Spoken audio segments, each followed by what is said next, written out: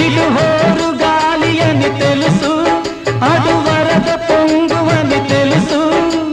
హోరు గాలిలో వరద పొంగులో సాగలేనని తెలుసు. అది జోరు వాన అని తెలుసు, ఇది నీటి సుడులని తెలుసు. అది జోరు వాన అని తెలుసు, ఇవి నీటి సుడులని తెలుసు. జోరు వానలో నీటి సుడులలో మునగ తప్పదని తెలుసు. అయినా పడవ ప్రయాణం